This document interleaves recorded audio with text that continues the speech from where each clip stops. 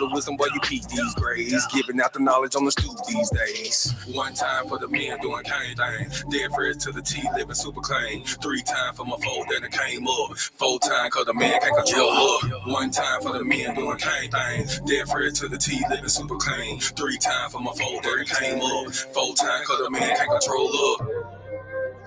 Yeah, real man. Sheesh. Yeah.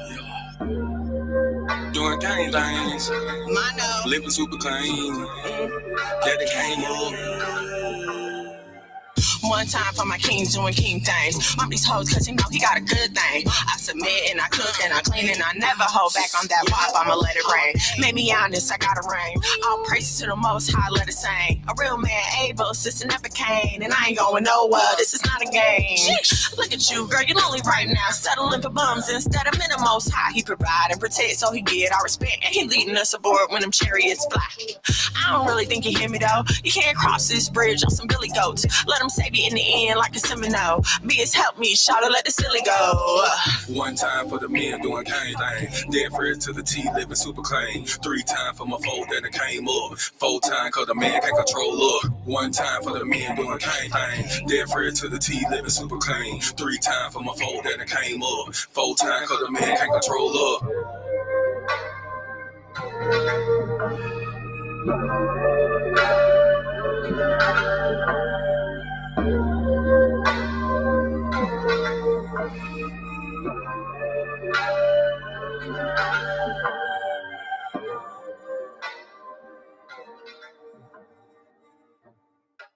Shalom and shalom, sisters and cousins, and praise the Lord. Saints, it's your favorite housewife, Miss Mono. Thank you. All praises to the Most High for all of us being here. Thank you for being here.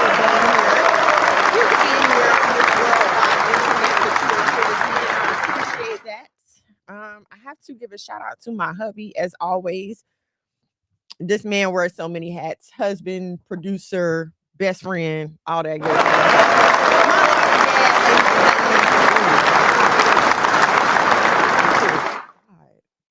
It's like I'm all the way on the right for some reason.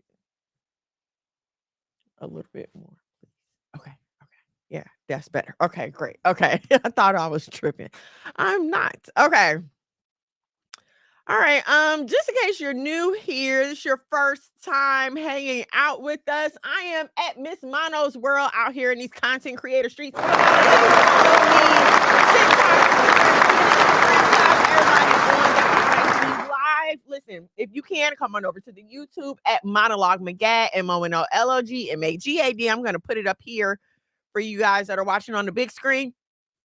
Come on over to the YouTube. That way you can hear everything, see everything, be a part of the conversation. If not, you're welcome to kick it on IG. Love to you all. Monologue Magad on the YouTube and also Facebook and Instagram. Don't forget to stream music on Apple, Spotify, Tidal. I'm an Apple Music girl myself, so whatever your favorite streaming platform is, you can stream old and new music on your favorite streaming platform. You can also head over to the YouTube if you're not there already to check out new podcast episodes, old podcast episodes, new music, old music. Everything House of Mono is going to be at Monologue Magad on YouTube. But I would be remiss if I did not shout out my audience on Nisaya TV. You can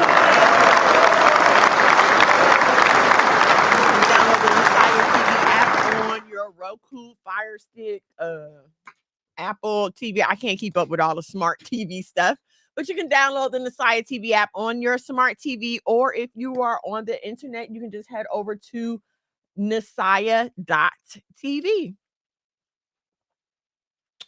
on your browser. Okay.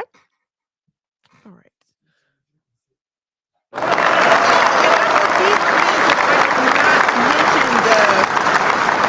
drip and sip that is going down this weekend. Say that again. The 15th. Oh, sorry. The 5th annual drip and sip that is going down this weekend in Texas. I want to say it's Dallas. I don't know Texas like that. Yes, Dallas, Texas. Listen, if you're in the area, head on over to TLHM.net, You'll be able to get all your information there for the 5th annual Drip and Sip. Let's see what else. Speaking of the Light Hebrew magazine, yes, your girl has like a feature pages. I don't know what you call a spread. That's what I'm trying to call it. A spread, because it's not just like it's about me. No, it's like some writing and stuff, you know. So I have a spread in the Light Hebrew magazine. You can go ahead and check that out. And it is available on Facebook, TLHM.net. Okay. Sorry, y'all. My hair is in my face. All right. So our main topic today, why Boaz don't want your ass? Your coochie is too friendly.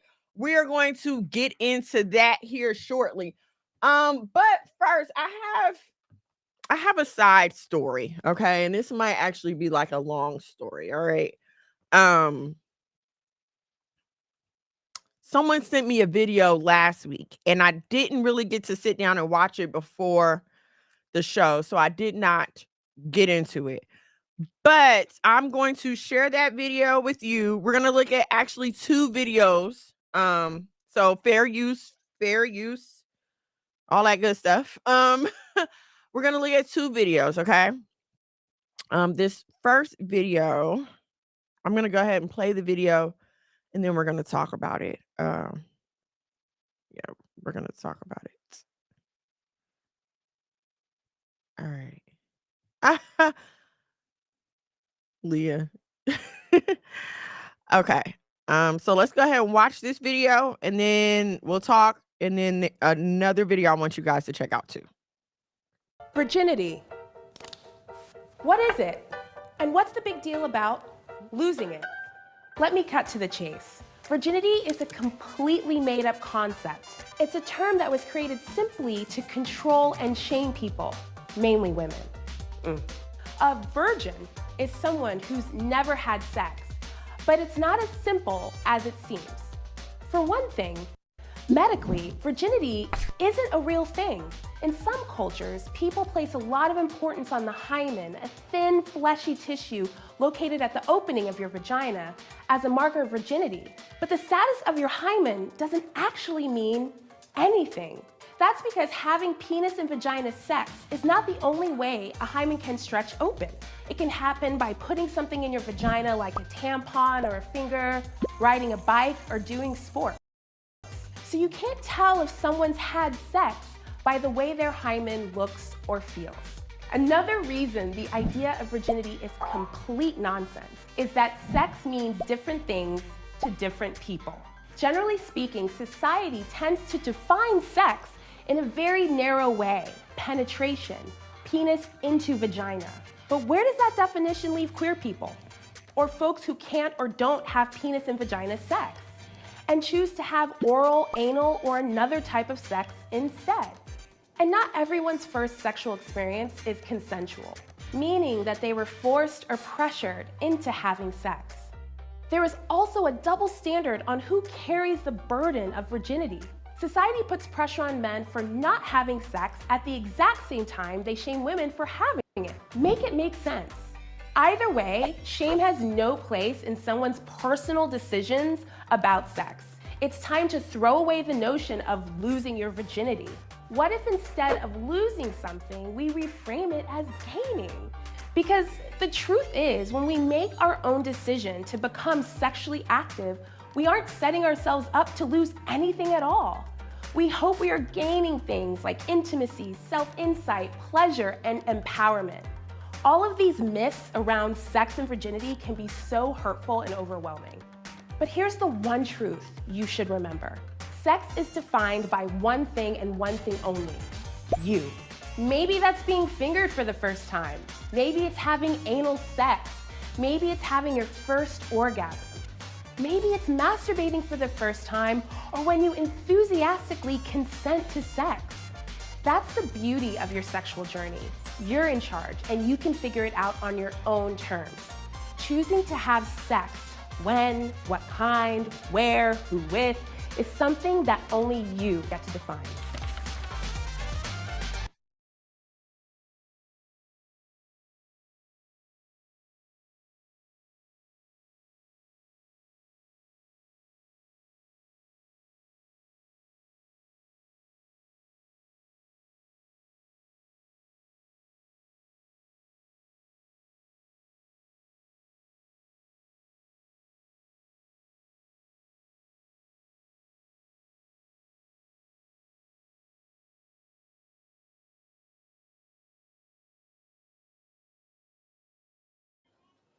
Okay, I'm sorry. And I've been talking this whole time. This is crazy. I'm sorry. Okay, let's go back. Let's go back. My bad.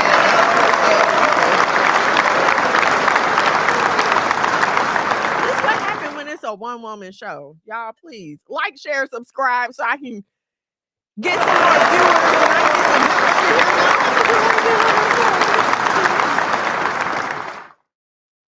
All right, so what I was saying is, I don't know if you are familiar with the terms newspeak or doublespeak, right?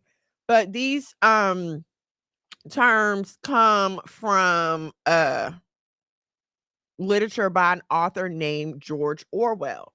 If you're not familiar with George Orwell, he wrote books such as 1984 and Animal Farm, and you will often hear these books referred to in political discussions, right? Because they deal with the totalitarian government and how that looks for us people, us regular folk in the future.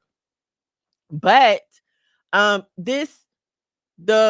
methodology of how they change history to forward the political agenda also applies to every area of our life, as we see now with them saying that virginity is not even a thing anymore. Like, the status of never having had sex is irrelevant now. This is the propaganda that is being pushed to our children. Okay. And another thing, like, I want you to notice, they introduce all these other terms to now say that virginity is non-existent. Now we have to consider other sexual excuse me, I don't want to call it a sexual orientation. Now we have to consider other sexual choices that people want to make.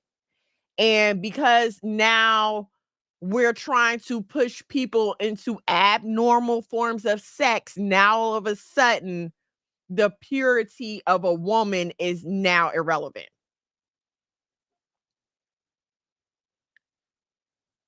It's the accommodation of the sin. Do you see what I'm saying? It's like, once you open that door a little bit, now anything goes. So now all of a sudden virginity isn't important. It doesn't matter how you're having sex. It's totally up to you. Okay. And so let me get to some of y'all comments and I'm gonna keep talking. People coochie having friends. We're gonna talk about that. We're going to talk about that. Okay. Angelina, shalom and I was supposed to have her on today to talk about her business, and I totally forgot. Like, the week has been crazy, and I thought I put it on my calendar and set an alert, and I did not.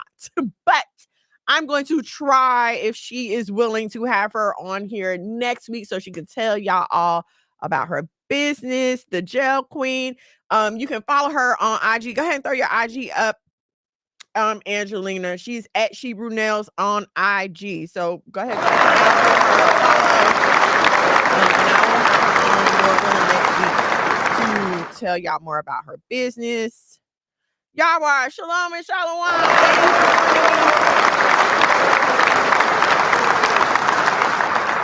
So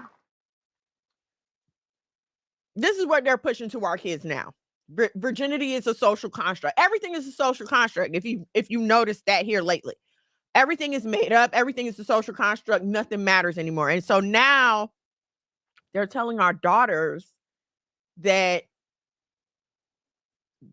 they're remaining intact, that they're remaining pure, that them saving themselves for their husband, as the Bible tells them to, it's all made up. It doesn't matter anymore. And so if you take a look, yeah, she's at She Brunel. So go ahead and follow my good sis. If you're familiar with Planned Parenthood at all, and we talked about this last week when we were discussing abortion, right? And it kind of bothered me that I didn't really have any like concrete facts, any concrete numbers, concrete evidence for y'all. So we have that today, okay? But I want to show you guys another video. And so what? Oh, bless you. And so what stood out to me is the appearance of the woman in the video, right? And I know we're taught that, black people, hold on, I'm trying to find the exact video I want to show you guys.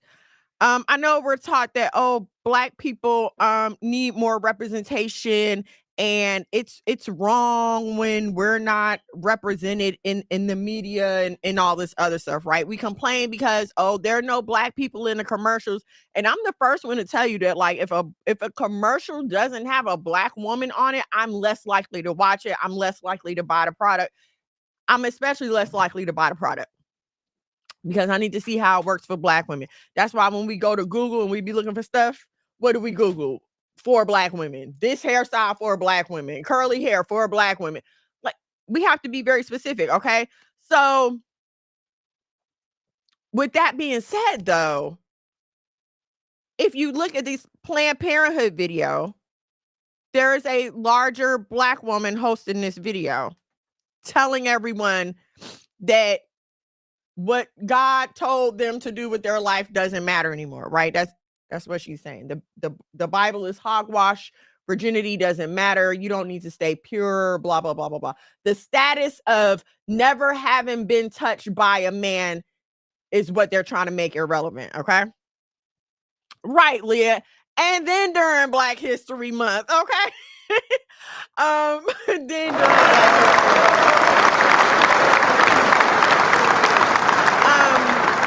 and so it struck me, because if you've been on social media lately, you've seen this phenomenon. Well, I don't want to call it a phenomenon, but you see this, you see these white people telling their children, if you ever get lost in the store, go and find a black woman. And they always want to talk about how black women are so comforting and we're so maternal to everyone. And, a black woman called me baby, and it was just the greatest thing that ever happened to me. And they try to act like as if mammifying us is putting us on a pedestal, as if acting like we are here to nurture the very people who kidnapped and bought us here. Right? You want to take us back to being your wet nurses and your mammies and your nannies. So now all of a sudden, black women are so safe. And I'm so sick and tired of everyone falling for it, because as soon as a white person says something nice about y'all, you're like, they invited to the cookout. As soon as they recite a bar or two, all of a sudden they invited to the cookout. And I'm so sick and tired of y'all doing this.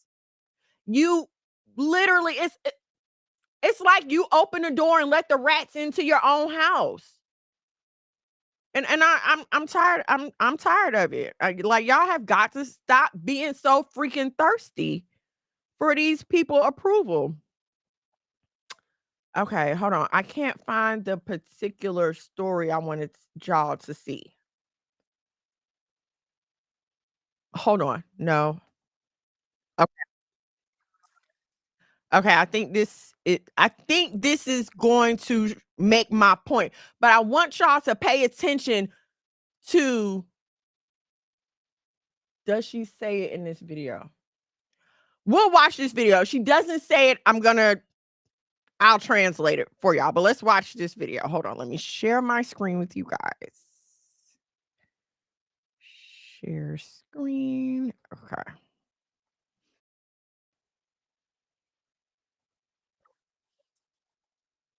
When we don't talk about it, we're putting the future in danger. You have to say it loud. Abortion, without feeling so scared to say it.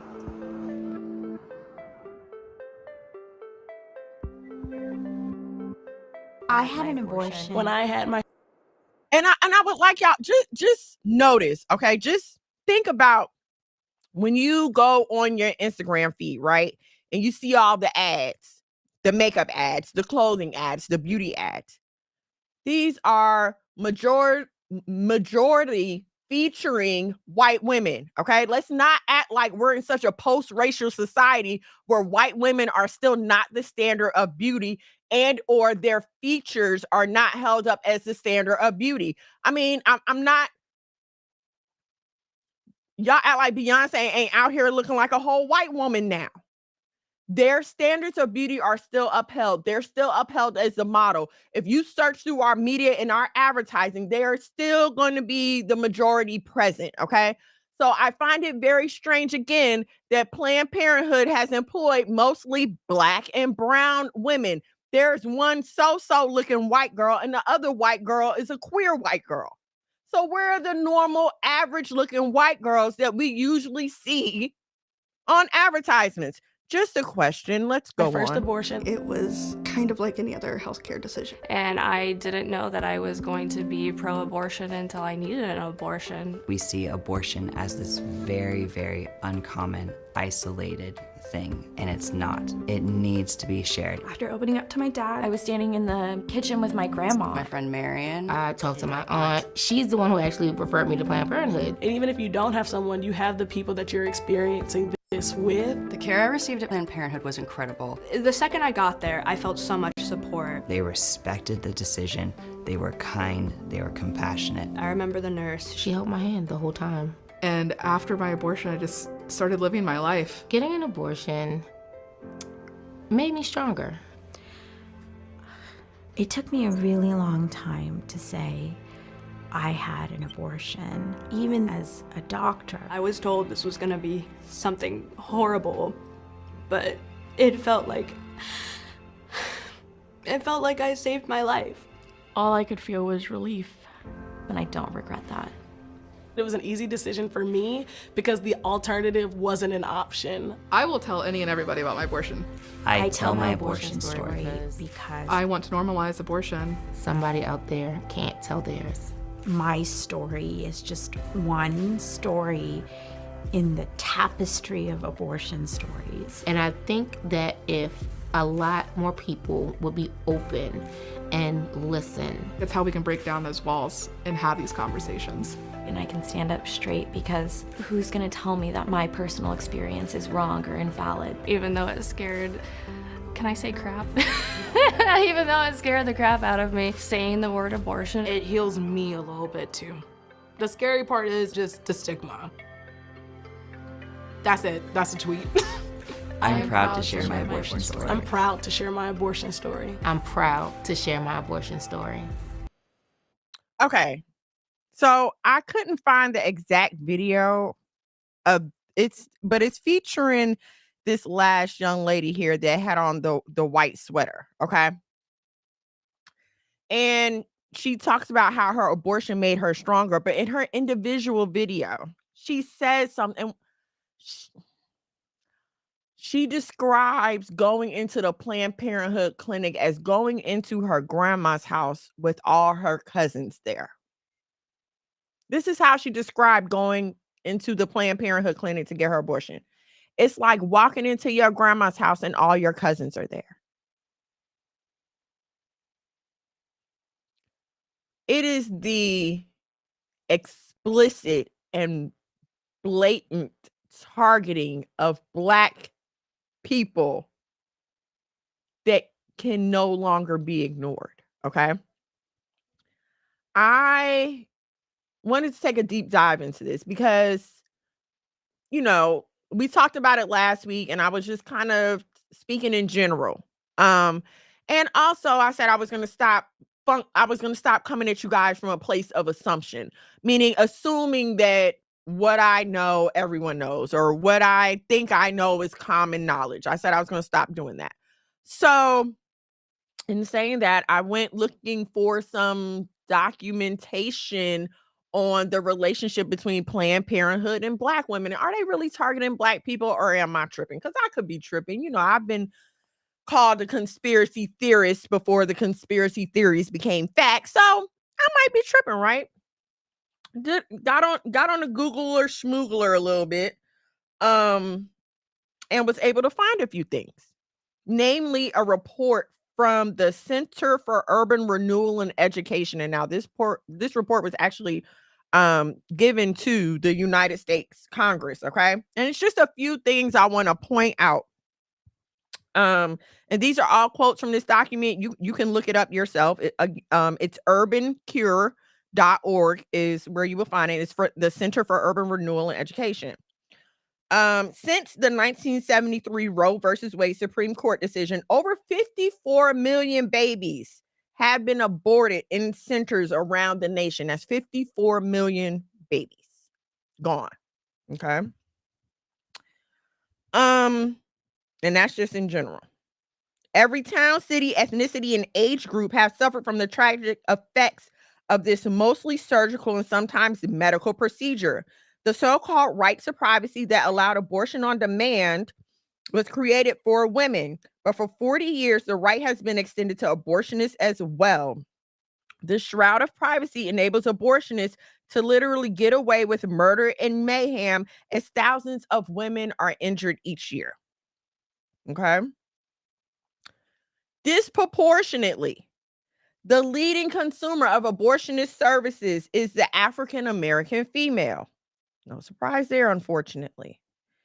Black women make up 14% of the childbearing population. 14% of the childbearing population. However, Black women obtained 36.2% of reported abortions in 2011.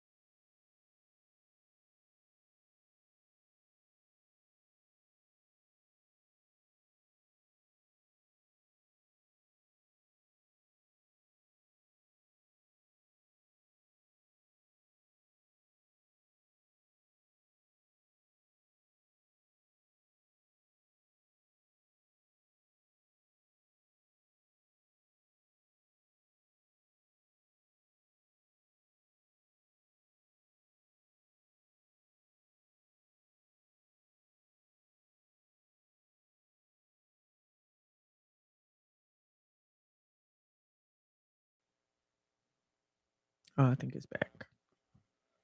Okay. My bad, you guys. I don't know what happened.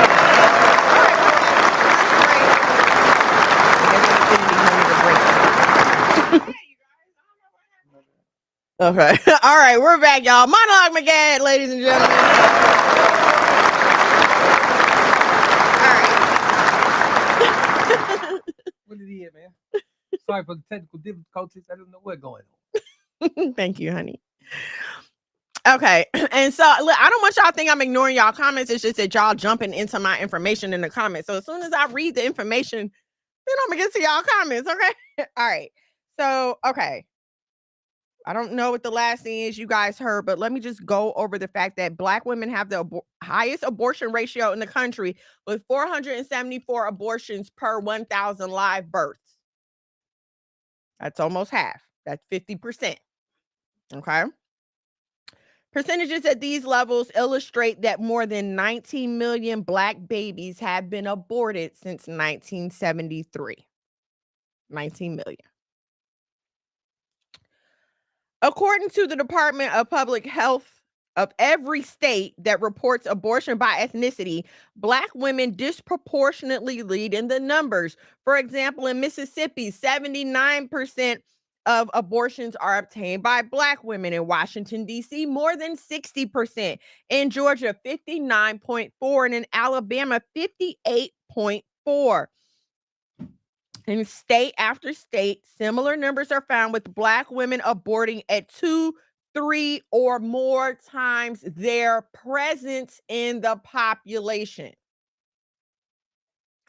So that means for every one of us, there are 2 or 3 abortions occurring. That's what it says. Black women aborting at 2, 3, or more times their presence in the population. This is how we can be 14% of the population, yet be getting 36.2% of the abortions. Okay? So let's go on. The prevalence of abortion facilities within minority communities serves as a major contributor to the rate in which Black women obtain abortions. 79% of Planned Parenthood's surgical abortion facilities are strategically located within walking distance of African or Hispanic communities. I can tell you for a fact, living in Orange, East Orange, in Newark, New Jersey, that there was never a Planned Parenthood far from wherever you were. You will walk right down Main Street, right down Central Avenue. It's right there. It's there. Okay? The study coincides with historical revelations that eugenists dating back to the mid-1900s argued the most effective way they could advance their agenda would be population control facilities within targeted communities. Just in case you don't know what eugenics or eugenics is, it's another name for genocide. They were seeking to wipe out us, and I'm going to get to that. Historically, Blacks have been unwitting victims of a hidden racist agenda of those behind abortion and birth control organizations because they believed they were receiving a new civil right, choice. Yes, they fooled Black women into thinking the choice to get an abortion was actually a civil right. Like, oh, now you don't have to give birth to them Black babies. You can come on and kill your child just like everybody else can.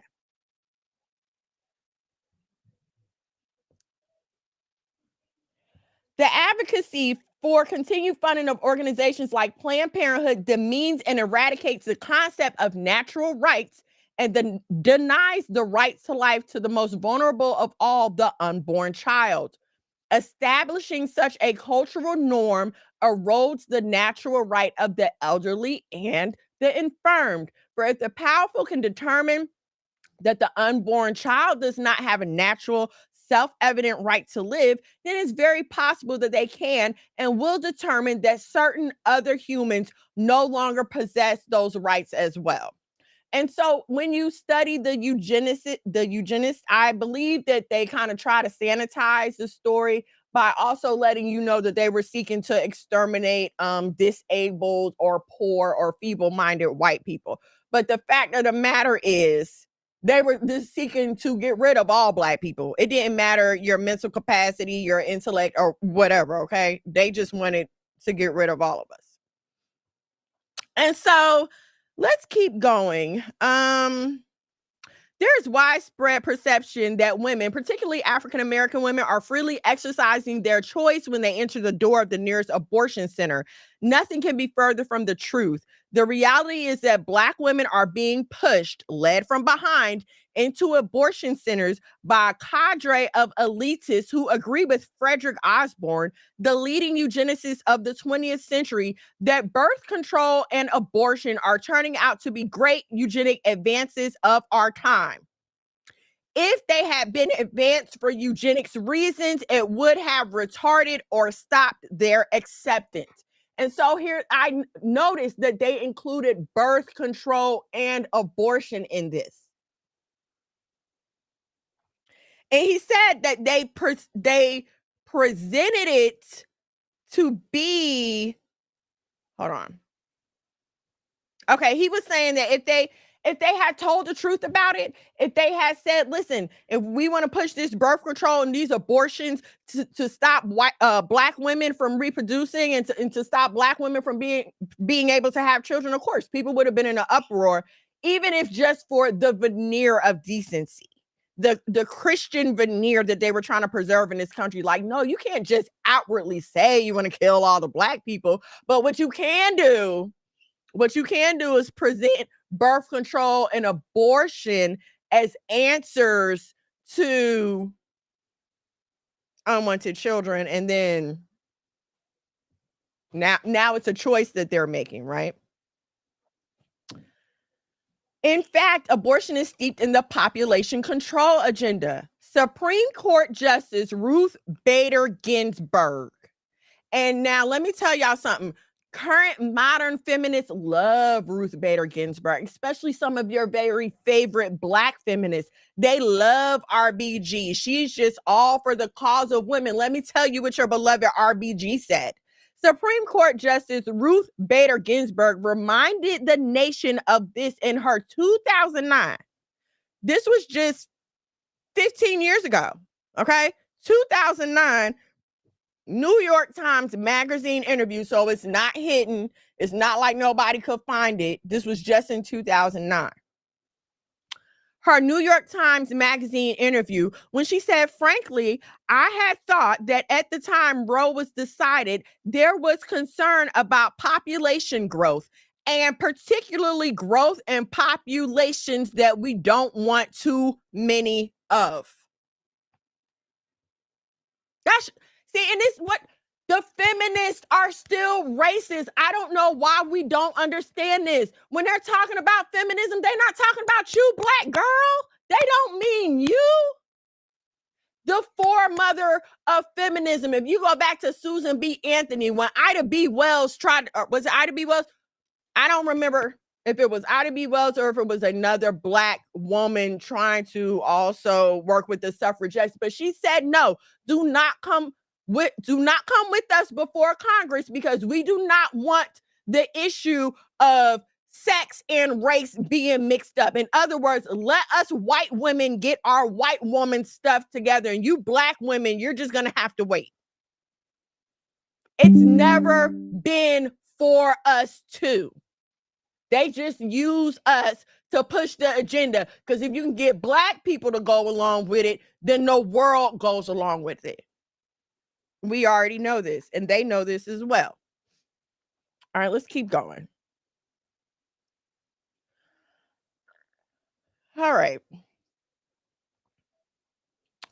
Believing Planned Parenthood no longer needed to hide the population control impetus of her organization, Richard stated a lot of Republicans used to support family planning, and Richard Nixon signed the first federal planning program into law.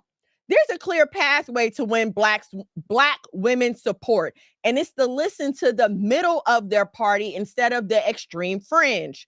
The family planning mantra, a euphemism for abortion, is no longer buried in the pages of Planned Parenthood's tax documents as it was in 2008.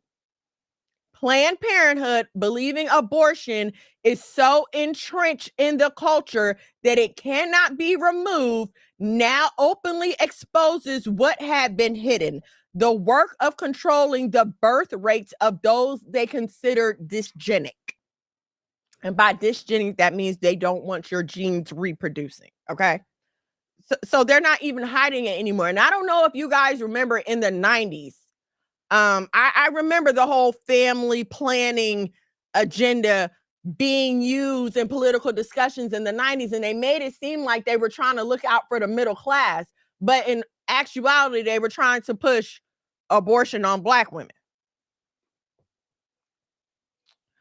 Okay, let's talk about the racist and eugenic roots of the abortion movement. Sanger, y'all know Margaret. Sanger became a formidable force when pushing her Negro Project, designed to employ Black leaders to promote first birth control and later abortions as viable options for family planning. That's what it was called, the Negro Project. Sanger believed it was necessary to reduce the birth rate among the diseased, the sick, the poverty-stricken, and the antisocial classes, elements unable to provide for themselves and the burden of which we are all forced to carry. Funny how, as soon as we stop being slaves, all of a sudden we're unable, what does it say? Unable to provide for ourselves when we provided for everyone. We provided for the whole nation. We fed and we built and we grew. But as soon as we stopped being forced to do it for them, all of a sudden we're a burden on society and we're unwanted. But now, mind you, during slavery, they forced us to breed. They forced us to breed. But now, as soon as, oh, I can't get you to work for me, I can't force you to work for me for free anymore. Now these little Negro babies is a problem. Heavily relying on members of the Black elite. And this is why I will say regular Black folks like you and me and these Hollywood upper echelon type Black people, we are not the same. We are not the same. We don't think the same. We don't live the same lives. They might be Black, but they're not Black like you and me, okay? Heavily relying on members of the Black elite to help craft her message, the Negro Project influenced respected Black leaders, enticing them to Sanger's cause. Although leaders, shout out to Marcus Garvey. Shout out to Marcus Garvey. Although leaders such as Marcus Garvey strongly denounced birth control and abortion as detrimental to the survival of the Black race, other Black leaders and organizations supported Sanger. Who, you might ask? W.E.B. Du Bois, Adam Clayton Powell Jr., Mary McLeod Bethune, J.T. Braun, and others. Jesse Jackson, Al Sharpton, the entire Black Congressional Caucus, and the then president of the United States, Barack Obama, who has openly resisted any regulation of the most unregulated industry in the nation, paying Black staff members into the six figures. Planned Parenthood and other abortion supporters have fanned their advocates across the Black community, sprouting a deceptive but unified message of the lack of access to quality health care. So if you've had any discussion with any pro-abortion Black woman, the first thing they're going to tell you is, oh, giving birth as a Black woman is so dangerous because of the high high mortality rate among Black women. So then why is that an argument to push abortion instead of using that as an argument to push abstinence? Why aren't we telling our daughters, like, hey, you know, being Black in this country, you're really at a disadvantage when it comes time for you to birth your children. So why don't we close our legs, be more selective about who we lay down with, and let's be more careful when we're putting ourselves in these situations. We don't want to prevent pregnancy. You just want to make abortion okay?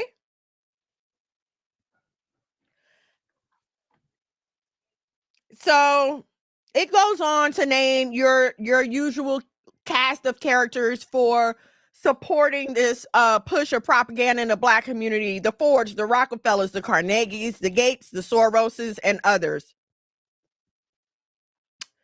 Let's see. I think that's about all I wanted to go over with y'all. Okay, just this one more thing though. Since the number of current living Blacks in the U.S. is 31 million, the missing 10 million represent an enormous loss for, without abortion, America's Black community would now number 41 million persons. It would be 35% larger than it currently is. Abortion has swept through the Black community, cutting down every fourth member.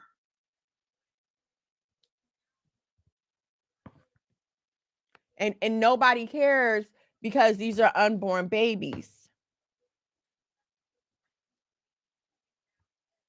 But if it was children, if they were infants and toddlers, then it would be an issue, right? Then it would be a problem. All right, let me get to some of y'all comments. I'm sorry, I just wanted to read that stuff. And like I said, y'all was starting to go into my information. So let me finish first, okay? Margaret Sanger, yes, wanted to exterminate us. Exactly. This was her whole idea. And the audacity to call it the Negro Project. The audacity to call it the Negro Project, and then to have the goal of the project be to get rid of the Negroes. I mean, come on. They're not even hiding it anymore, okay? It does make sense because it's Mystery Babylon, the mother of horrors. There's a 10-step plan. I'm gonna try to find it because it goes into our main topic. I'm gonna try to find it while we going into our main topic, but I'm gonna talk about it in our main topic. We'll get to that. Thank you, honey, for the fair use, because I be forgetting sometimes. The origins of Planned Parenthood, who created it, and what she felt about. She didn't want us. It's well known. Big God 316, thank you for joining us. Thank you for joining us. Yes, 2-3 times our population. So what they're basically saying is for every Black woman, there are 2 or 3 abortions happening. That's basically what she said. There's a book called The Negro Project, that explains the origins of Planned Parenthood. That's exactly what it's called, The Negro Project. Crazy. Shalom says, Shalom, Shakaboom, 80. Yes, they keep them close vicinity in Jersey. They do. There's one on every corner. Can't find one in Jersey? You can take the path right to the city. It's one on every corner. They passed the bill here in Michigan for eugenists to so-called purify the land. And so it kind of as I was reading this, it also brought to light another issue. We'll get into that. I'm gonna say that for the main topic. We'll get into that. They're all sellouts of Black League. They are. They are. They sell us out every day. Once you get to that billion-dollar mark, first of all, we all already know that they're not just gonna let you in for no reason. They're not. You're not just gonna get in on your own merit. If that's the case, there'll be a lot more millionaires and billionaires. There are great people out here with raw talent, with great ideas, with magnificent minds. Okay, but if you don't go along with the system, then you're just not gonna make it. So we already know they have to get in there and kowtow and bow down. I don't remember who I was watching, but they were talking about gosh, who was I listening? I was listening to somebody and they were talking about The Color Purple, and when Taraji got out here and was complaining about how they were mistreating her and everything else, and they were like, well, if this is an Oprah movie, why was Oprah allowing them to be mistreated? And then they were saying that at first, she was saying that the cast was handpicked, but then they had to turn around and audition. But if Oprah called these people personally and said, I want you in my movie, then why wasn't that good enough?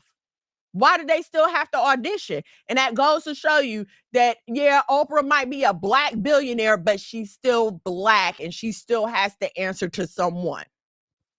Okay, so she ain't, please, even if she wanted to do right by us, please. And the funny thing about Jesse is he used to be pro-life. And then once it got popular to be pro-abortion, all of a sudden he's pro-abortion. This topic leads right into the main topic. It absolutely does, Leah.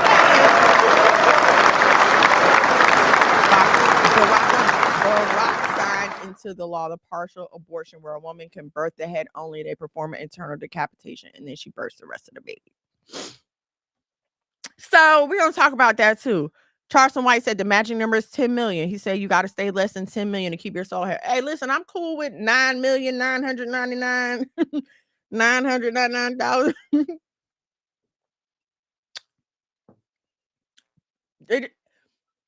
They're not gonna let you through. They're not gonna let you through with all your good intentions and all your want to do right by Black folks and all this other stuff. You're not gonna make it.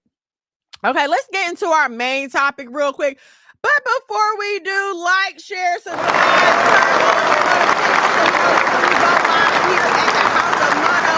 If you're not on the YouTube at Monologue Magad, MONOLOGMAGAD, please head over there, like, share, subscribe. We are trying to get our viewers up so we can start monetizing. I mean, and reaching more people, of course, and also, you know, monetizing. It works together. Help me out. MONOLOGMAGAD.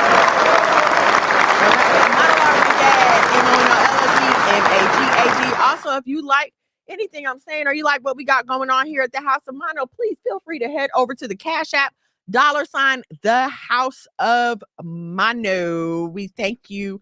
If you've given in the past, we thank you in advance if you will feel moved to give tonight. Thank you, thank you, thank you. All right, so our main topic, why Boaz don't want your ass. Your coochie's too friendly. And I don't know how many of y'all saw that Monique interview. But in an interview, she talks about, hold on a second.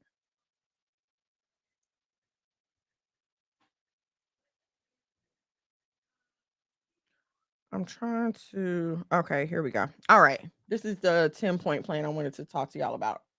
Okay. All right. In her interview, she talks about, you know, when she met her husband, and she goes a little bit into her past, and she talks about when she was running down her past to her husband. And he was like, "No, mama, you wasn't a hoe. You just had friendly coochie." And she's like, "You know, he made it all right. He made it all right. Ha ha ha ha ha." Now let me say this. I am not going to act like I did not also have a past to run down my husband to my husband. I did. Told him the whole story, opened the book, and we read every page. Okay. But I will never sit up here and tell you guys, oh, he made it okay and it was all right, because it wasn't. Because it wasn't. I, knowing what I know now, regret so much that I did not have the one thing that totally belonged to me that was, I don't know how to, I regret that I was not able to give my husband the gift of my virginity. I regret that. I regret that I was not able to have that experience of saving myself for the one. Okay. And so what gets me is how we older women will have lived through all of these experiences, right? And then not warn the younger women to not follow in our footsteps. Because not once was it, oh no, don't do this like I did. Oh, well, my husband made it okay. He said my coochie was just too friendly. Ha ha ha. No, it's not a laughing matter. It's not some lighthearted thing. And everybody likes to make jokes now like, oh, body count shouldn't matter. Body count shouldn't matter. But I don't know why you feel like your body count shouldn't matter. And some of y'all won't even share a pair of shoes with somebody else. Y'all won't go to certain people's houses. Y'all won't sit in certain people's cars, but you want body count to not matter to a woman? And here we go again, changing the meaning of things, trying to change the operation of things. You have to understand something. Your vagina is a receptacle. Okay? It is a weapon of, not a weapon, sorry. It is a tool of receiving, right? I mean, it's just like anything else. You put things in it. I mean, you put things in it. And I don't understand how we can understand this concept when it comes to anything else. We understand the concept of a lock and a key. You understand the concept of not wanting everyone in your home, right? This is supposed to be your sacred space. You get that very well. You understand the concept of privacy, but for some reason, we do not want to attach those principles to our bodies because it's more important for us to be able to have sex. And what, as a 43-year-old woman, I can sit here and tell y'all that I didn't even really physiologically begin to enjoy sex until I was in my mid-20s. So why are we pushing 12 and 13 and 14 and 15-year-olds to have sex? Why are we telling them that it's okay? Because like I read in the report, Black women are literally pushed from behind into these abortion clinics. Okay? I'm going to read to y'all something called the 10-point plan of the New World Order, or how to prepare the way for the Antichrist. I know that sounds crazy, right? You mean to tell me somebody thought of a plan to prepare the way for the Antichrist? Yes. This is a charter of a woman named Alice Bailey. She was a writer and a teacher, you know, a little famous. But this charter was adopted by the United Nations. The purpose of the charter was to change Judeo-Christian tradition or to save the nation from Judeo-Christian tradition. Okay, and now, if you're not sure what they mean by Judeo-Christian, that's usually going to be your Americanized Christianity when you talk about Judeo-Christian. However, we can't deny that, I mean, the Bible says what it says. So, you know, no matter how it's used, the Bible is still the Bible and it still stands. What the Bible says is true.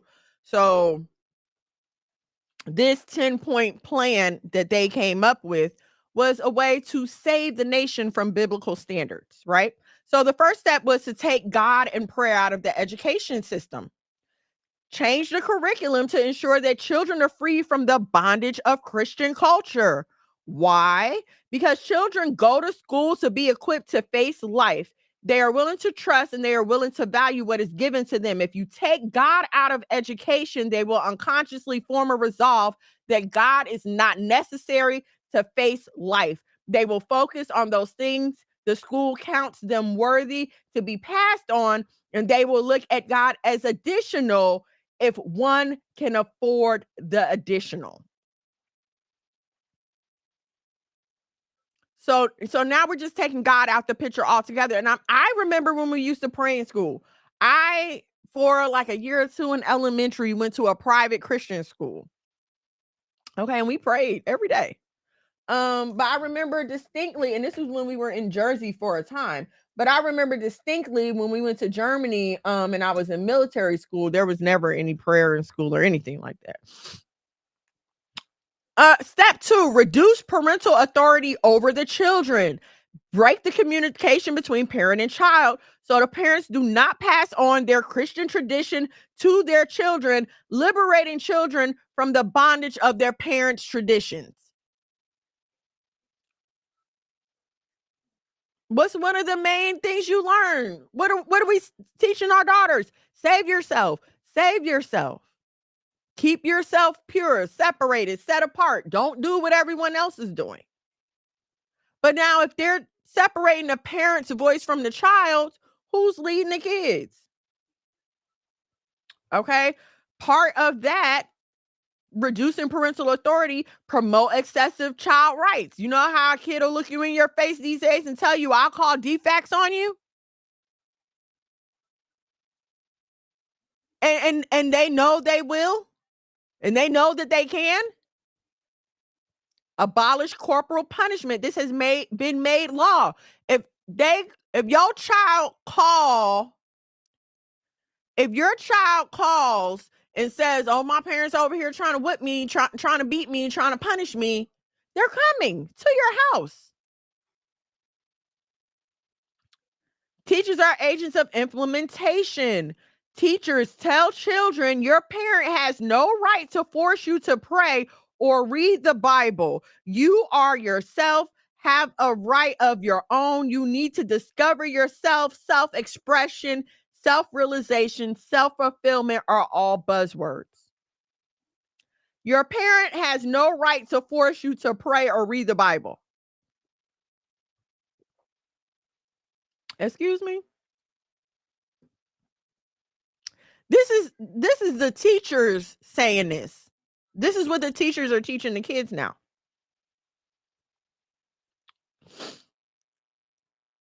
Destroy the Judeo-Christian family structure or the traditional family structure. What's a traditional family structure? Husband, wife, children. Okay, we all know this. It is oppressive, and that the family is the core of the nation. It's oppressive that the family is a core of the nation. If you break the family, you break the nation.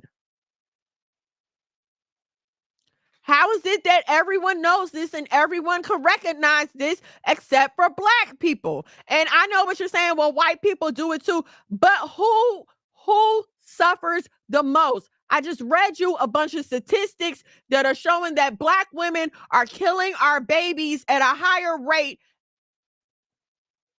than any other group of people. So no, I don't care what white people are doing. I don't, because the report that I just read said that 10 million Black babies have been killed. We have lost a political force, an economic force equal to 10 million people. If we had 10 million more minds, maybe we wouldn't be in this state that we're in. If we had 10 million more bodies, we would have more of a voting block. We would have more power. But we keep letting these people lead us to our death. And instead of us saying, hold on, let's pay attention to what's going on with us, let's fix us, we want to be worried about, well, the white people is doing it too, so that means it's okay.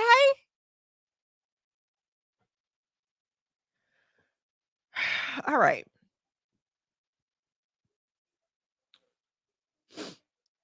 Here's another part of their plan. Promote sexual promiscuity. Free young people to the concept of premarital sex. Let them have free sex. Lift it so high that the joy of enjoying it is the highest joy in life. Fantasize it, that everybody will feel proud to be seen as sexually active, even those outside of marriage.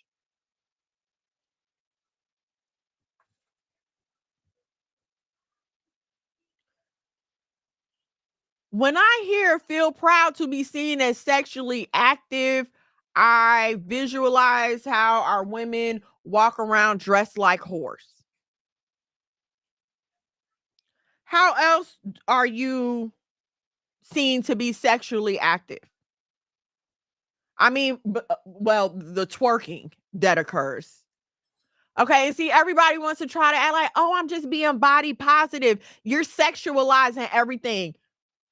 When else in the course of human life are you presenting your behind to someone? That's how animals have sex. I can confirm that as a owner of multiple dogs who has seen this process take place multiple times.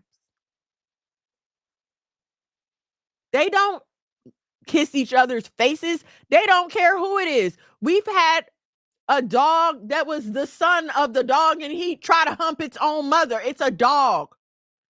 All they do is sniff for the scent. Basically, can I come in?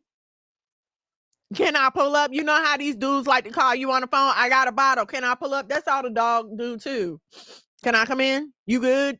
Let me make sure you in heat. Only when you have a difficult one is it hard for them to get mounted.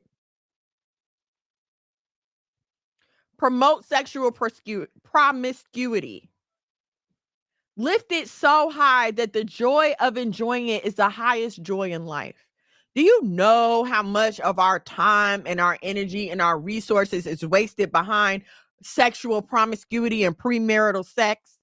How many hours have you spent stomach hurting, head hurting, trying to figure it out on the phone with your girls, spying, checking social media, tracking locations, getting in cars, following them around town, calling other women on the phone, trying to figure out who else he messing with and everything else? I, for one, can tell you that if I would have put that amount of time and energy into a business, an investment, some financial education, I would be a little bit better off than I am right now. And I have no qualms about admitting it. It's not just about the sex act. It's the time that it takes to get there. It's the heartbreak when you have to get over this dude dumping you. It's the unplanned pregnancies and the abortions that occur afterwards. It's the birth control that you take to prevent from getting pregnant while you're out here being promiscuous. And then once you do get married and you're ready to have kids, you can't because your body is so messed up from the chemicals from the birth control. And now your uterus is full of fibroids. Or your eggs ain't no good because you've been retarding your body's natural process for so long that now it doesn't know how to do it.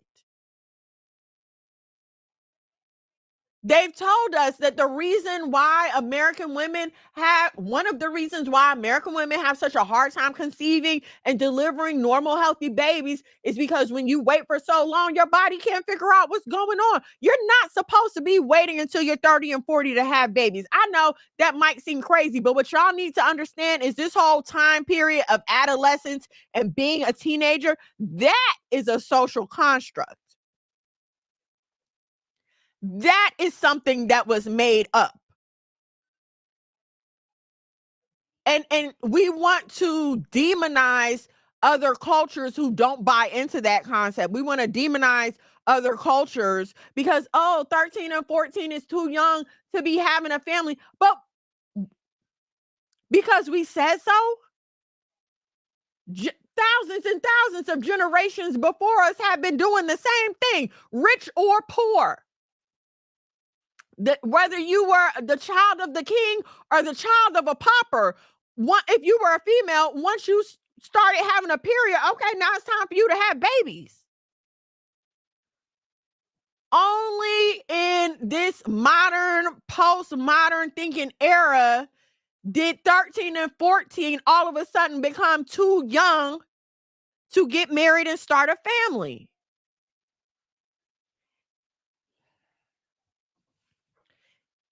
If you take out compulsory education, all right, get rid of school as we know it, right? If we take it back to the way it was when we were homeschooling our children, 15, 16, 14, these seem like it would be about the time when you're starting to look to get married and start doing your own thing. But because of capitalism, because of consumerism, because of family planning, all of a sudden, no, now we have to put that off until for a lot of women, it is almost too late.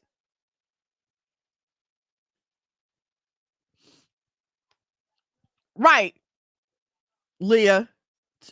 Too young to get married, but not too young to get married, but old enough to have sex with everyone. Exactly. Okay, let me finish reading these and then I'm gonna get to the comments. Okay. Use advertising industry, media, TV, magazines, film industry to promote sexual enjoyment as the highest pleasure in humanity. Think about what we're bombarded with. It's hard to watch anything these days without sex being involved. It is a relief to me when I can just watch a show and there's no sex involved. And that is few and far between. It's everywhere now. They make you feel like everyone is doing it and so you should be doing it too. And it's just the greatest thing ever. And don't get me wrong, It is amazing. But let me assure you that the sex that you are having outside of marriage is trash. It's trash. Trust me. Once you get married and you get good married, you'll see what I'm saying. It's trash. Plan number four. If sex is free, then make abortion legal and make it easy. Build clinics for abortions, health clinics in schools. If people are going to enjoy the joy of sexual relationships, they need to be free of unnecessary fears. In other words, they should not be hampered with unwanted pregnancies.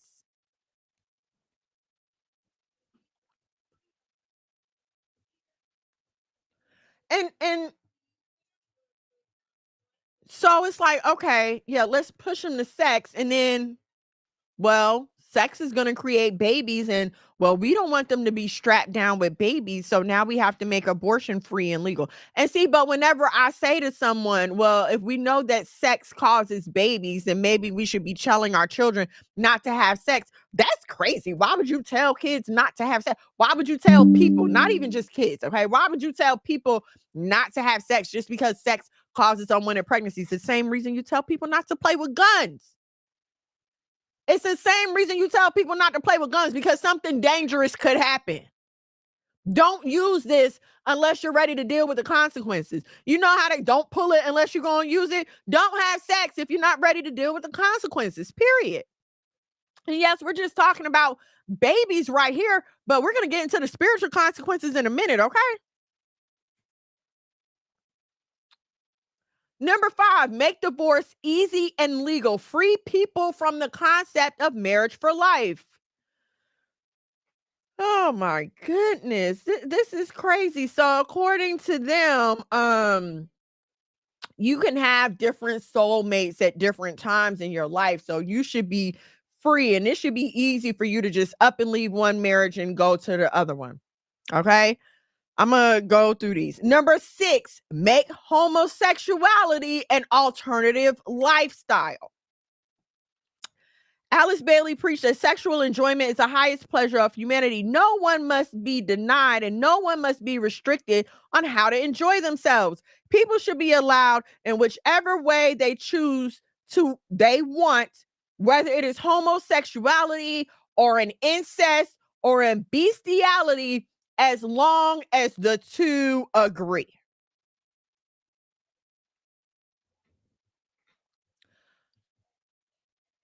I don't understand how two can agree in bestiality. Can an animal give consent?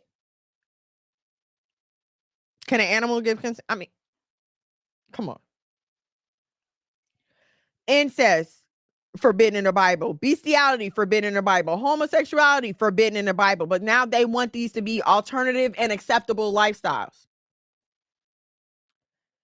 Debase art. Number 7, debase art. Make it run mad. Number 8, use media to promote and change the mindset.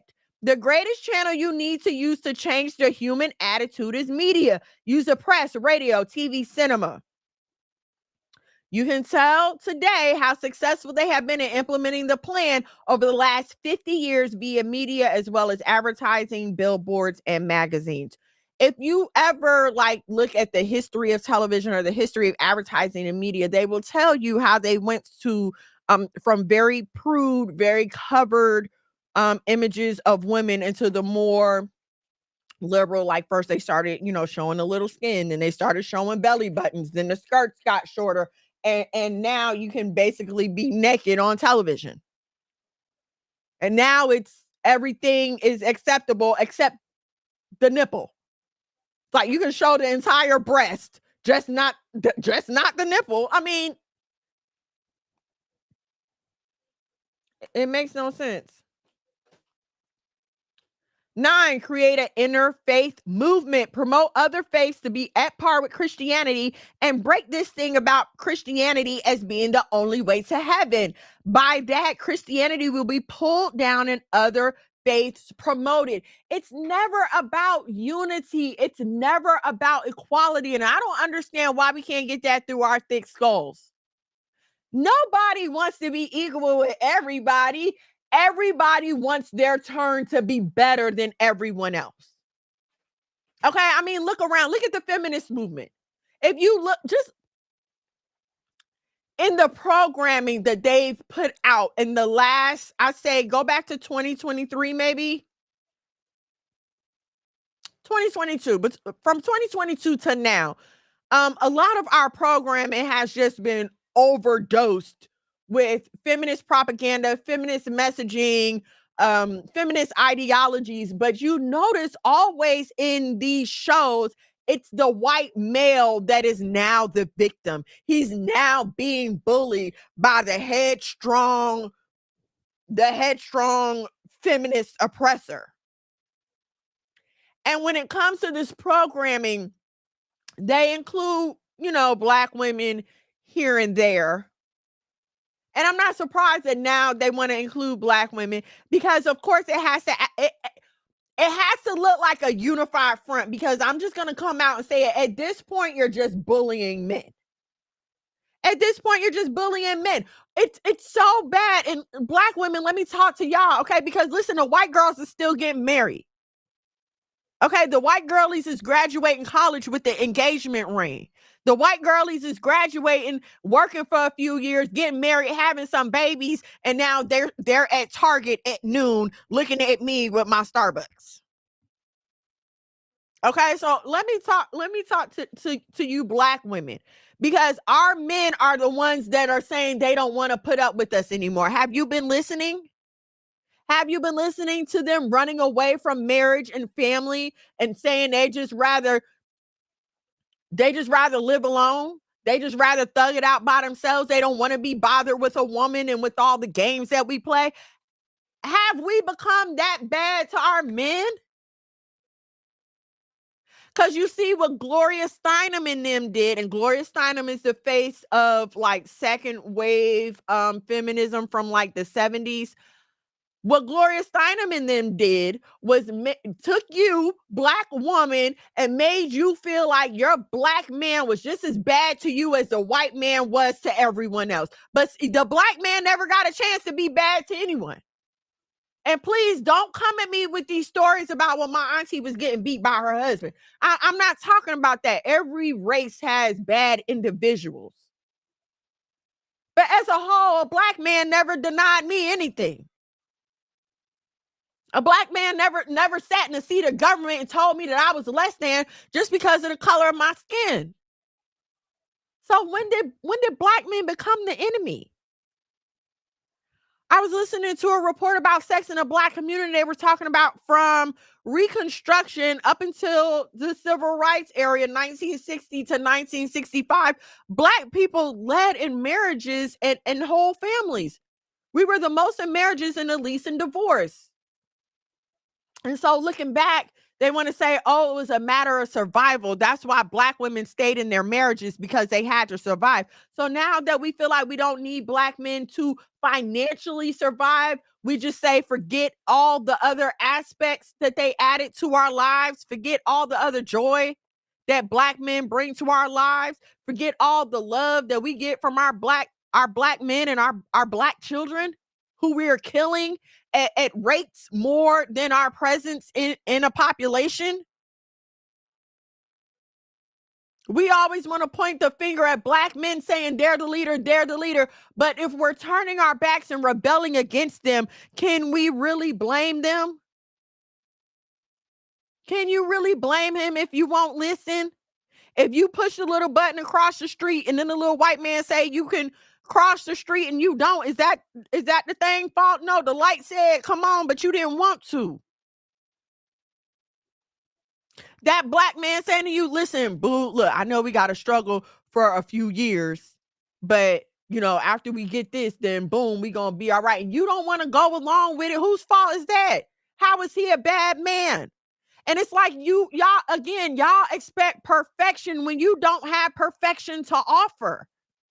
He shouldn't have no emotional problems. He shouldn't have a temper. He should never yell. He can't curse at you. He better anticipate your every need. He got to be perfect at every hand. He needs to bend over backwards for your mamas and your sisters and your aunties. And Why does he have to come and play step and fetch it? And then you're going to turn around and as soon as something happens, you're going to want him to go out here and be all he can be. When you turn him into a whole punk. Okay, I'm sorry. Let me get to the comments. I'm sorry. Let me get to the comments. Okay.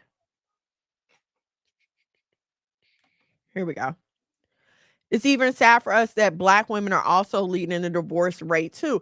Listen, I thought about something today as I was gathering my thoughts.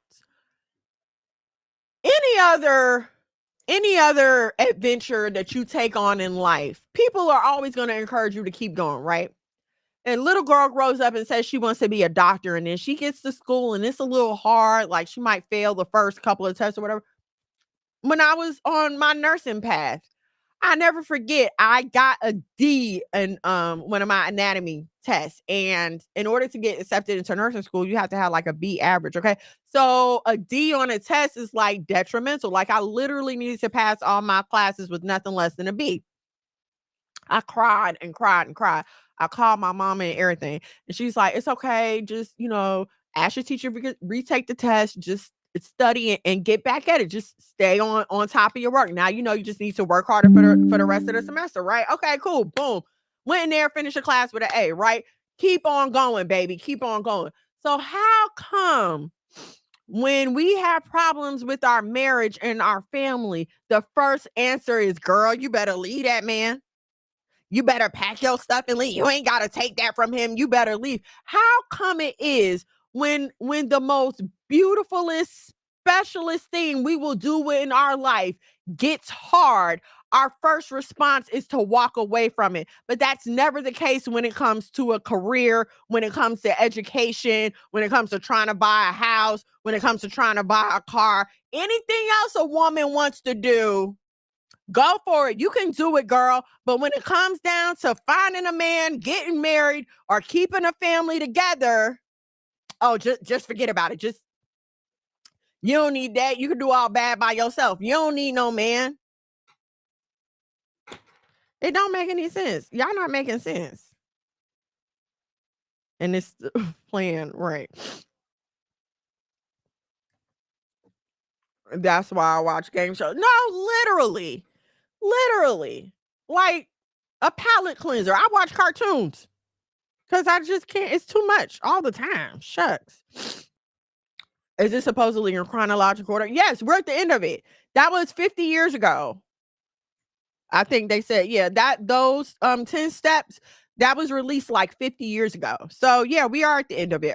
Abortion is free now. And I'm gonna tell you, when I was reading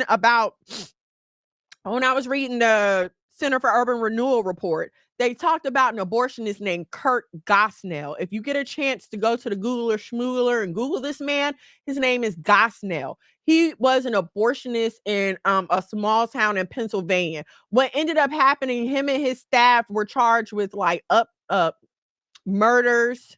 Okay. They were charged with murders because while they were supposed to be running an abortion clinic, he was offering what was at the time illegal late-term abortions.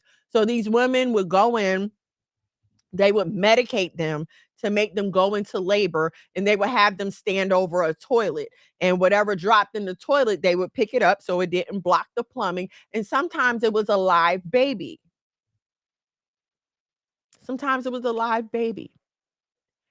And instead of calling child services, sending the baby to the hospital, dropping them off at the fire department, they would snip the baby's spinal cord. He would stick the scissors in the back of the baby's head and snip the baby's spinal cord to make sure it died. He was doing a procedure, which I forgot what it was called. It was a tool that they were experimenting with. And it was basically like it was a coil that would spin, and it had razors sticking out the edge of the coil. Okay, so just imagine a tampon that could spin, but it had razors sticking out the edge of the tampon. And the point was for them to insert it and turn it on and let it spin around and kill the baby, right? But now they're doing this blindly inside of women. So, of course, you had women hemorrhaging. You had women who had to have hysterectomies. One lady lost her colon. Okay. And so this man continued these abusive practices for years because, first of all, there was no regulation. The state of Pennsylvania had not inspected any of its abortion clinics for over 20 years. Why? Because they had determined that inspection of abortion clinics was blocking a woman's right to choose abortion. Therefore, they did not interfere with those doctors or their processes. And see, here's the, I don't want to call it irony because it's so much more evil and sinister than that. But you are going to regulate every other medical procedure, right? Every other doctor has to answer to a higher authority, except for the doctors committing the abortions. Because if we ask these doctors anything, then we are getting in the way of women's civil rights to have abortions. Are you freaking kidding me? So in the meantime, these doctors are killing and maiming and injuring and harming thousands of women, and nothing is being done about it because they don't want to interfere with the woman's right to have an abortion. They care more about nail salons than they do about abortion clinics. White America is promoting Taylor Swift to their daughters. At the same time, they're promoting Sexy Red to our daughter. And what is Taylor Swift doing? Showing up in a box every Sunday with her NFL player boyfriend. You don't see them doing no PDAs. You don't see Taylor Swift twerking, being naked. You don't see none of that. She's dating and she's hanging out with her friends, and they're taking shots in the box at the Super Bowl. Are our black girls not entitled to that? Black girls can't envision a healthy relationship and a healthy social life? No, we got to be given butt nasty, barefoot twerking in the hospital bed. Have y'all seen the video of her twerking in the hospital bed right after she gave birth? Still got the gown on in the hospital room, standing on a hospital bed, shaking her behind right after she gave birth. And let me tell you, as somebody who's given birth 5 times, after neither one of them times was shaking my behind anywhere on my mind.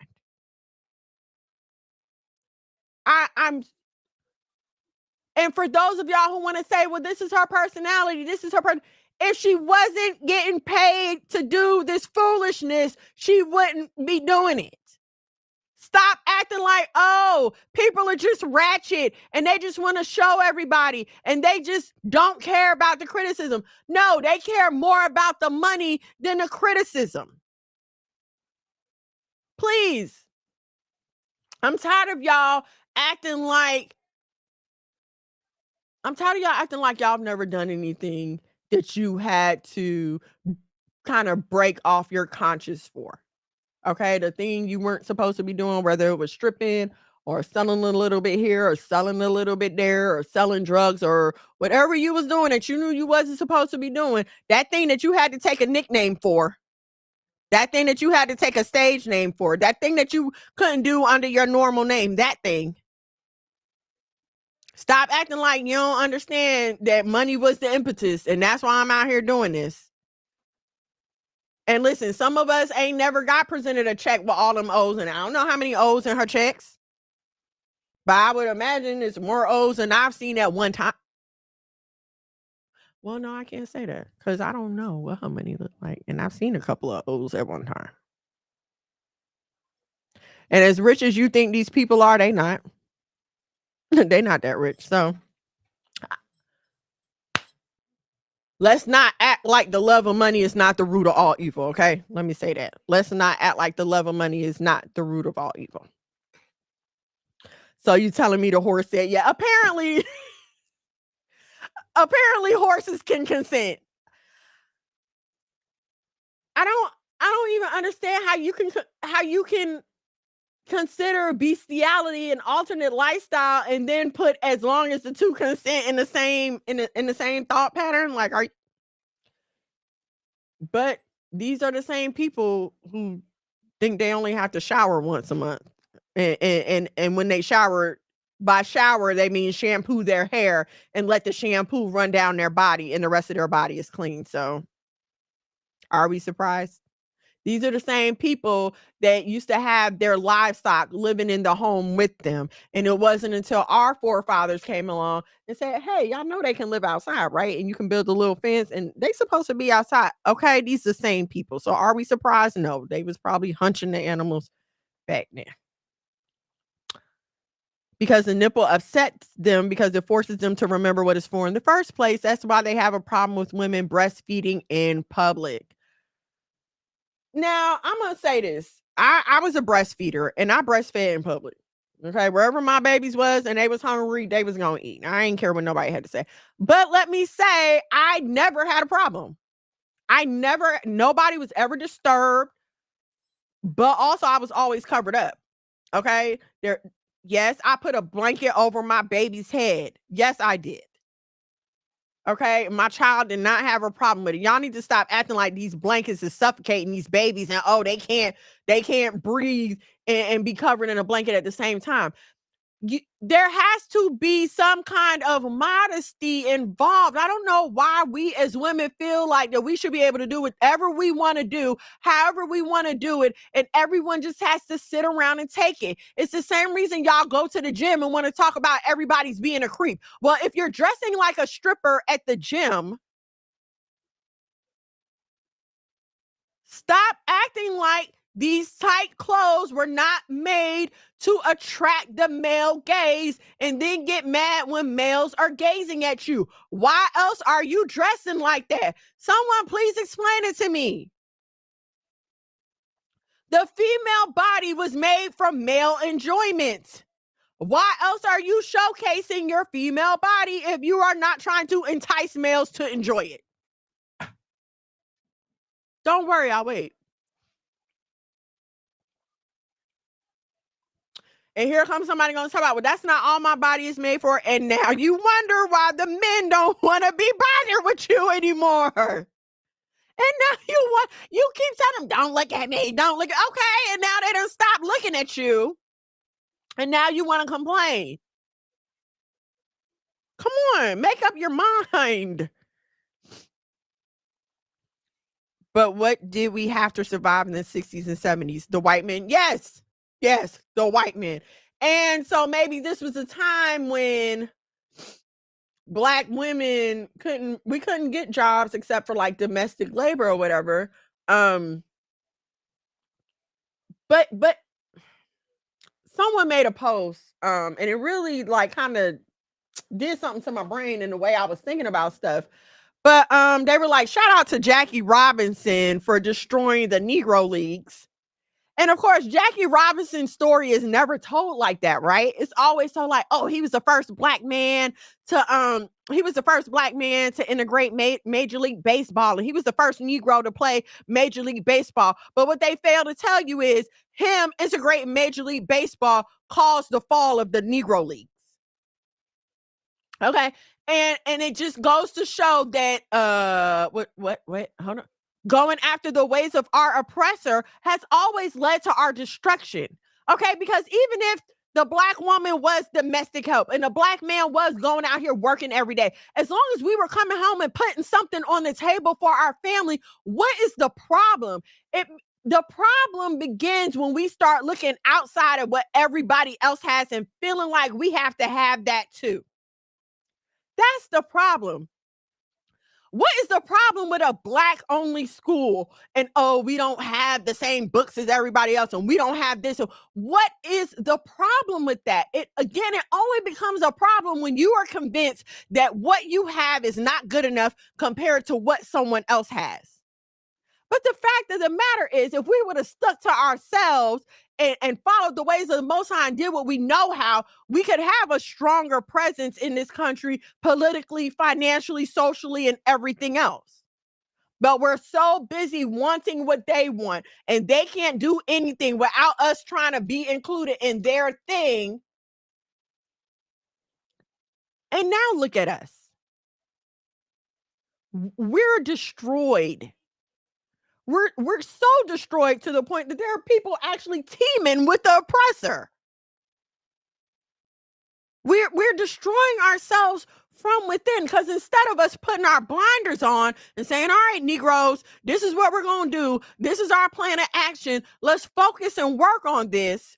Instead of us getting together and going to the government and saying, listen, we don't care about your schools. We don't care about your water fountains. Just leave us alone and give us access to the same resources to keep our peace and to build our structure, and we'll be fine.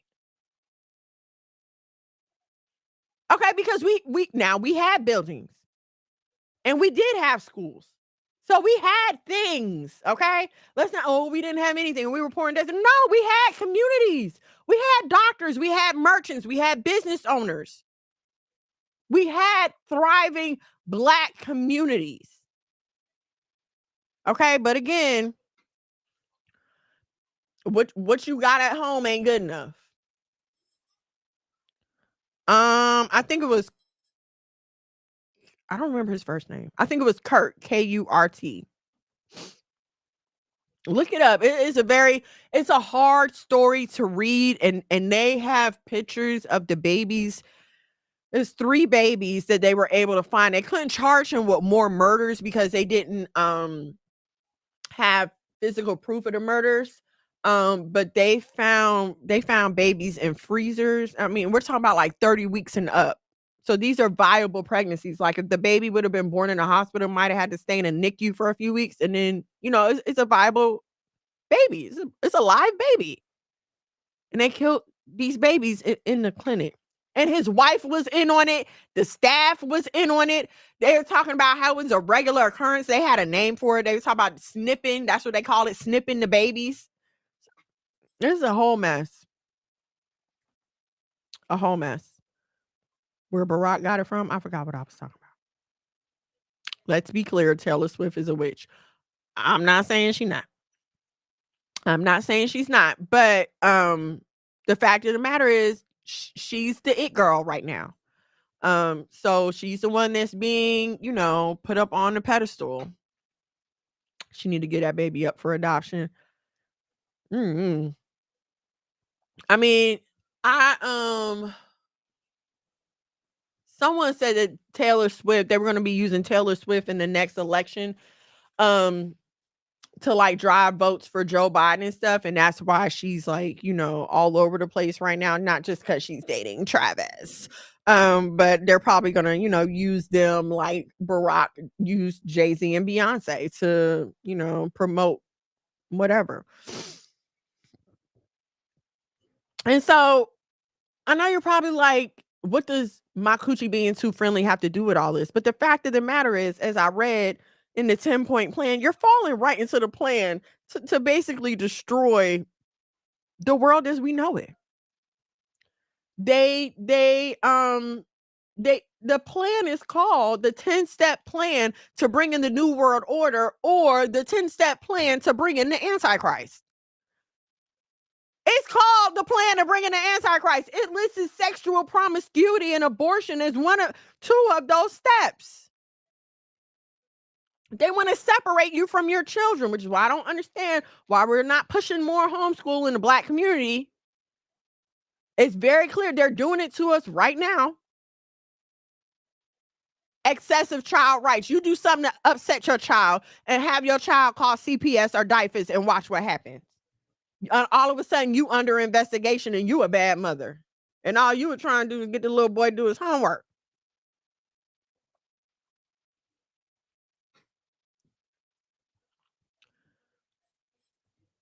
When you are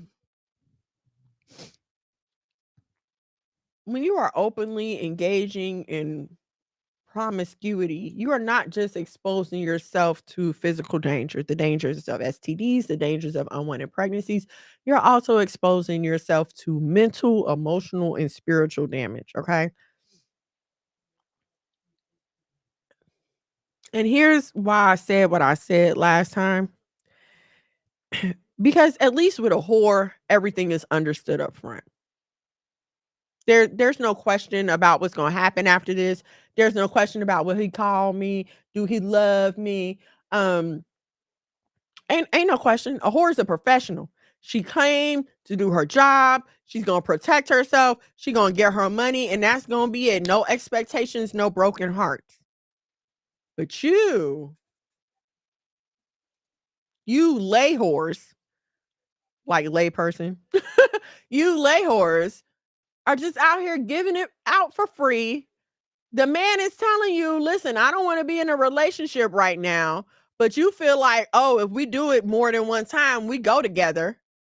Now you out here fighting his baby mama or his wife or whoever in the street because you all dazed and confused. Now you pregnant, trying to scam him out of $500 or however much it costs to get an abortion these days. Every time you give away a piece of yourself, that's less and less of yourself that you have to stand on. What do you mean giving a piece of myself away? Listen, you are letting that man inside of you. And in fact, y'all are more choosy about who you'll let in your house than you are about who you let in your body, because you'll do it to a nigga in the back of his Camaro or Charger or whatever this nigga got. I'm not, no. Whatever he driving around, his wife's car. Don't act like y'all don't.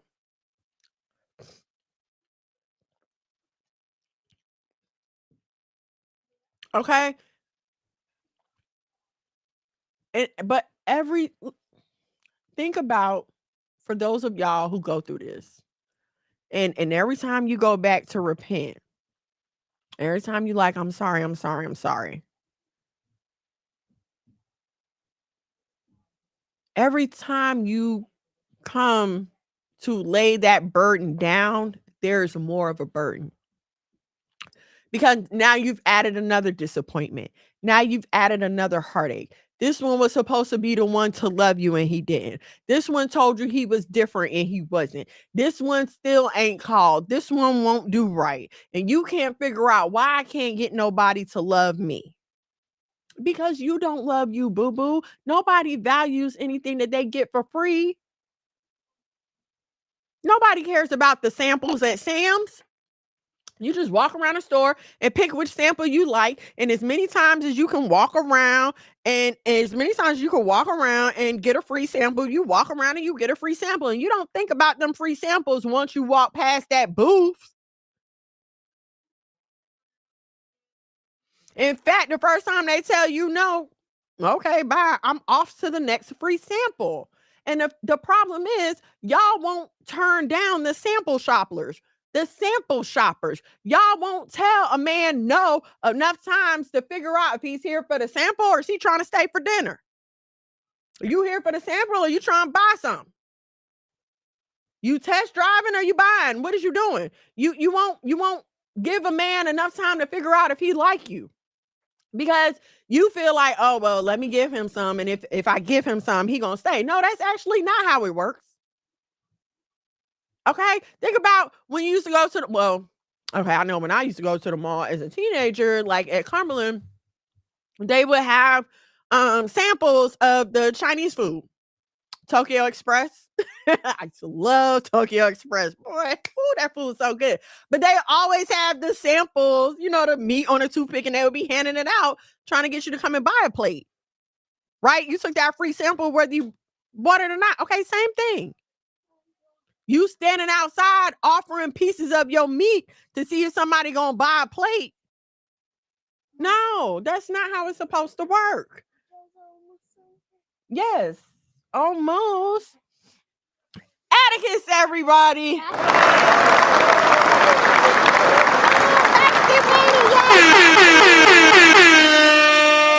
Y'all know Paxton usually be asleep now.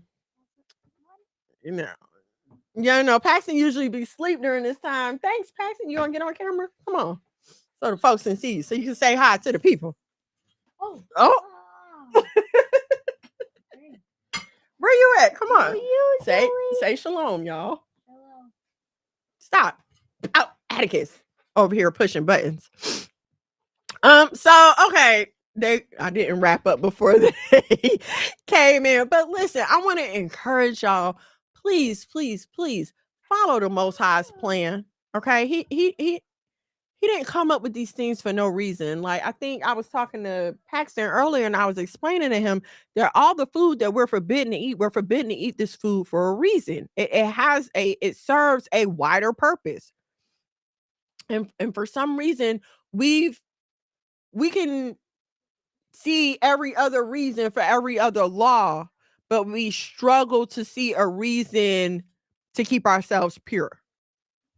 We struggle to see a reason to abstain from sex outside of marriage. A person will tell you super fast, oh, you can't eat that got pork in it. Oh, you can't, everything that got pork in it, but you have not figured out how to keep your legs closed. You know every piece of material and every kind of fabric but you cannot figure out how to keep your legs closed. And it's hypocritical and it's not right. And just like we have to stop making excuses for homosexuality, we need to stop making excuses for heterosexual promiscuity, because it is all a sin. It's all a sin. And for all the men out there that want to keep pointing their fingers at the women, well, who y'all being promiscuous with? Who you sleeping with, bruh?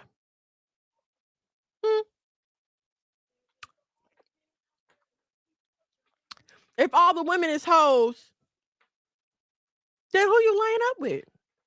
Are you making yourself members with a harlot? It goes both ways. Guess what? Some of y'all got daughters. Some of you will have daughters. As I became older, one of the thoughts that began to occur to me is, I want sons. I need to start treating people the way I would want women to treat my son. This was before I got married, when I was thinking of having my sons. But even when I had my daughters, okay, I have kids. I'm going to, start treating people the way I would want other people to treat my kids. But you don't, again, we don't think past our nose. We can't stop to look at our situations, not just on a personal micro level, but also on a macro level, and how it affects the big picture of not just our lives, but our children's lives. I was reading an article today about a child who was telling his teacher, my mommy's a hoe. She say she got a man to pay this bill, she got a man to pay that bill, and I just wish she would stop bringing all these men to the house. A child is saying this. So for those of y'all that have kids that think your kid's not watching, you feel like, just because they sleep when Raheem come over, that they don't know nothing. No, that's not true. Them kids know. And they hear and they listen. And then when your sons grow up and they have a problem respecting women, you want to wonder why. Well, you've been acting like a trash bucket all of your life, neglecting him. So why would he or should he have respect for any other woman? You were the first woman in his life. You were supposed to be the example. And this is what we keep forgetting. You set the tone for how your kids are going to treat other people, but also what treatment they will accept from other people. So why you think it's cute to be sitting up here talking about how you running this one pockets and how you got this one doing this and this one doing that, when your son turn around and end up being a simp for real, you're going to be trying to figure out why you keep letting these little girls do this to you. You never know how your kids are going to respond to your behavior. Sometimes they totally walk away from it like, oh no, my mother did that. I don't want nothing to do with that.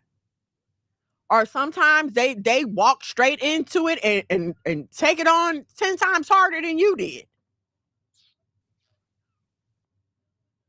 We have to stop being so selfish and just so we have to step away from sin on every hand. And like I said, we can't expect our heterosexual promiscuity to be allowed, and not think that every other sexual sin is not going to want the same term, because once you start doing it wrong, now you have to accept all forms of wrong. The only acceptable form of sex is inside the marriage of a man and a woman. Period. No comma, no semicolon, no colon, no ... period.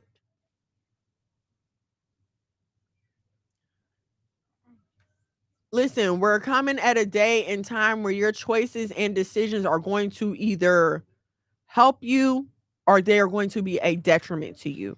Y'all need to start hunkering down and figure out what side you want to be on and how you trying to live. Because all this tiptoeing back and forth, it's not going to work.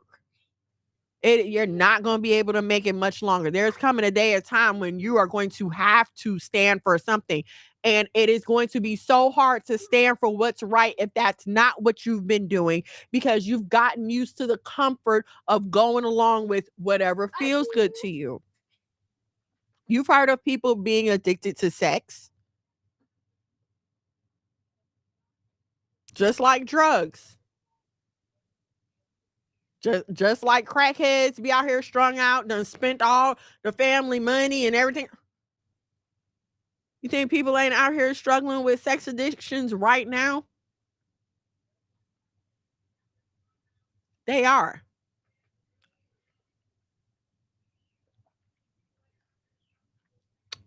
Thank y'all so much for hanging out with me tonight. Like, share, subscribe, turn on your notifications so you know when we go live here at the House of Mono. They did an American Horror Story episode. Oh, really? Oh, wow. I'm going to have to look that up. Although I don't know if I want to see it, because like reading about it was bad enough. Like I almost started crying. It was horrible. And the fact that they didn't know this is the exact reason why they shouldn't be doing it. Seeing an actual abortion was horrifying for me. It is. Especially when they show you. Like I remember watching a film in particular, and it was a late term abortion, and the baby was moving in utero and everything. So it is very heartbreaking. And then to know that even when the child is born alive, they would still, go to it's monstrous and it's wicked. And it's just disgusting. Like this place is disgusting. But let's be clear now, there's nothing new under the sun. And we need to understand where all this eugenics and genocide and wanting to get rid of black people come from, okay? It comes from Exodus, when the new Pharaoh came and said, wait a minute, it's too many of these Hebrews. We need to get rid of some of them. And it's been the same agenda since that day. Nothing's new under the sun. So abortions have been going on. Women have been killing babies in the uterus. They had prehistoric methods before medicine. Look into it. Look into it. It's not hard to find this information at all. Thank you so much for hanging out with me this evening. Oh, you know what? I've been trying to figure out how to turn this thing on all night. Thank you, Atticus. It's cold. Turn it off. Oh, turn it off. It's cold. No, I want the. All right, Atticus, you gonna tell the people about our businesses before we go? Top tier parties and bouncies. Monos, Westside Bullies are the puppies, and Print Doctors are the shirts. Print Doctors are the shirts. Those are the businesses of the House of Mono. Thank y'all so much for hanging out with us. I hope that. Huh? Oh, yes, we do indoor and outdoor bouncy houses in the metro Atlanta area. Pools? Did you say a pool? We don't have pools. Sorry, we don't have. Well, I mean, we do have that wet bouncy, but it's too cold for that. We do bouncies inside of pools. We do bouncies inside of pools. You don't put a bouncy inside a pool? No, I mean a bouncy for a pool. Next to a pool. We can put a bouncy next to a pool. I don't know what this boy's talking about. Pools and bouncies. But I love y'all so much. Thank you so much for hanging out with us. Listen, if you are an Israelite, a practicing Israelite in the metro Atlanta area, and you are looking for a congregation to congregate with, please reach out to my husband. hold on, at Monologue McGad, Facebook, Instagram. He's on TikTok, but he don't be on it like that. Facebook and Instagram, please hit him up. Let him know we do congregate on new moons. We are actually doing something for Passover this year here at the House of Mono. So please, if you'd like to be a part of it, please hit my husband up at Monologue McGad, MONOLOGMAGAD. Any of you sisters, single sisters looking to fellowship, hit me up at Miss Mono's World. I'm on IG and Facebook and TikTok, and I do check my socials, okay? I do check my stuff. Also, come on, guys. If you have any questions, concerns, need some advice, something you want me to address, at Miss Mono's World at gmail.com. That's right. I got an email address, y'all. Miss Mono's World at gmail.com. Don't forget to check out my spread in the Light Hebrew magazine this month, TLHM.net. I love you all so much. Is there anything else you wanted to say, guys? Keep the law, statutes, and commandments. Kind. Keep the law, statutes, and commandments. Don't be corny. What else I gotta keep? Don't be jealous. Don't be disobedient. Don't keep the Sabbath. They gotta keep the faith in Yahweh Shai. Keep the law and the faith. Don't kill each other. Don't steal. Very good. What else? That's it? I think that's all. You think that's all of them? I don't know. We'll see. All right. I love y'all so much. Thank you for hanging out with me and the fellas. I will see you. What? Okay, everyone, look. Before we end this podcast, I want to show you something important. Okay, hurry up. I don't do that. Okay, I will see you here next Thursday at 8 o'clock. Same black time, same black channel. I love you so much. Shalom and shalom. Good night. Doing gang things. Mono. Living super clean. One time for my king doing king things. Mom these hoes cause he know he got a good thing. Tune in to Why Boaz Don't Want Your Ass with your host, Miss Mono. Shalom and shalom, sisters and cousins, and praise the Lord saints. It's your favorite housewife, Miss Mono. Every Thursday from 8 to 10 p.m. live on YouTube at Miss Mono's World and Monologue McGod. Now also available on the Saya TV on Roku and Fire Stick. Why Boaz Don't Want Your Ass. Don't miss it, sisters and cousins. Let him save you in the